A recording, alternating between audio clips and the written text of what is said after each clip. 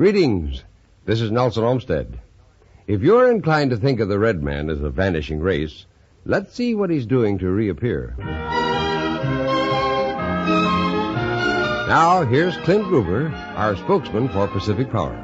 Welcome once again to Stories of Pacific Powerland, a presentation of Pacific Power and Light, the company that has been serving the electric needs of the region's homes, farms, and industries through more than half a century of progress and growth. Let's listen now to Pacific Powerland's favorite storyteller, Nelson Olmsted.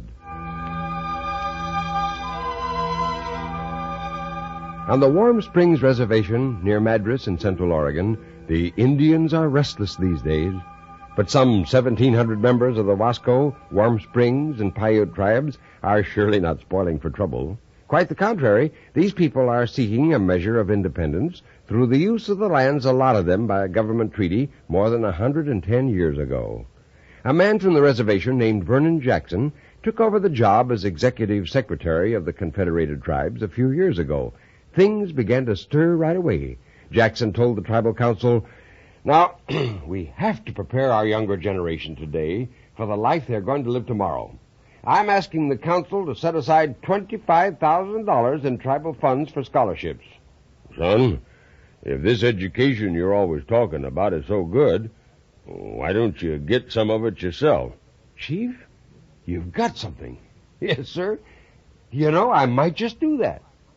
And so, Vernon Jackson left the reservation for 4 years to attend the University of Oregon. In 1958, he graduated to become the first Warm Springs Indian to earn a college degree. After his return to Warm Springs, things really began to happen on the reservation. He said, "Now, just look around you.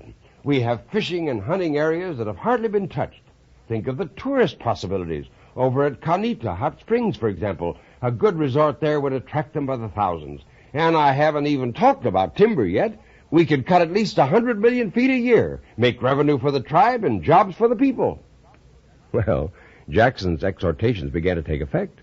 The first phase of the Canita project would cost $1 million, would include overnight accommodations, an Olympic-sized swimming pool heated by water from the natural hot springs, picnic grounds, parking lots, and a snack bar.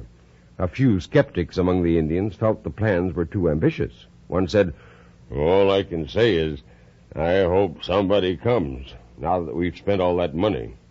Well, somebody came, all right. In fact, 8,000 somebodies came the first day the Canita Resort opened in 1964. And business in the Sunny Valley in Central Oregon has been land office ever since. But the Canita Resort is just one phase of the broad program Vernon Jackson and the Tribal Council are advocating for the people of the Warm Springs Reservation.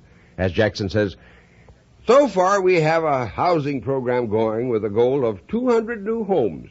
We're paving the roads to help open the area for recreation. We have over 50 young people in colleges and vocational schools, and we need jobs for them when they get out. So, we're developing our timber resources and expanding the Canita Resort.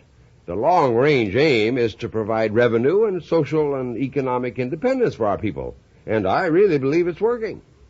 Well, the tribes of the Warm Springs Indian Reservation are succeeding in their unique project, and the people of Central Oregon continue to marvel at the enterprise and ingenuity of their Indian neighbors.